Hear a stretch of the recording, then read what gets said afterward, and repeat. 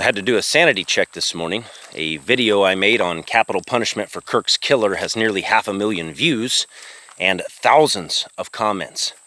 And I don't have time to read all of them, but one thing is obvious. It has pulled people from both extremes. On one side are bloodthirsty conservatives with vicious hate in their hearts, wanting more than justice. And on the other side are soft-hearted liberals who want to hug criminals into salvation with no real or immediate consequences. And here's what I'm learning. Sometimes you have to speak the truth at the risk of being misunderstood. Truth is like a dragnet that gathers every kind of fish, both good and bad. And did you know that Christ was an excellent crowd thinner? He drew in these massive crowds and then thinned them out. The Pharisees of his day were like the far-right conservatives. The Sadducees were the left-leaning liberals, and the Zealots were the blood-hungry revolutionaries. And Jesus offended them all. So let me be crystal clear. I'm not far-right. I'm not far-left.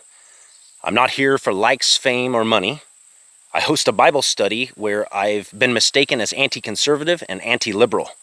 I've been misunderstood as a legalist and a cheap gracer. I've been called about everything. So that's encouraging to me because, well, Jesus made every camp angry and upset.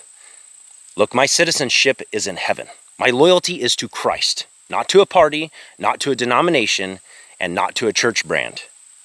And hear me on this. I'm not a Christian nationalist. I do not believe in uniting church and state. History proves that when those two hands join together, tyranny always follows. And if you're paying attention, the writing is already on the wall. The headlines and the narratives are pushing us toward a crisis so deep that people will beg for any solution, even one that changed their freedom, just to never go back. I'm not your influencer. I'm not your Sunday pastor here to tickle your ears or to pat you on the back and call you a good person so that you can live in your delusional world. By God's grace, I will not bend to trends or popular narratives. Truth has never been popular. If you follow it, you row against the current, not with it. So if you came here looking for a champion of your side, if you are looking for someone to echo your echo chamber, this is your exit. Because if you stay, you will be offended. I'm not your huckleberry. I'm here to follow Christ and speak the truth no matter who it cuts.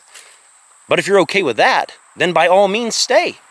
Let's turn the world upside down together. Because we all know the leaders in most churches and the leaders running this country are definitely not going to do it. We need men and women with a spine of iron. People who will not back down, even at the gates of hell.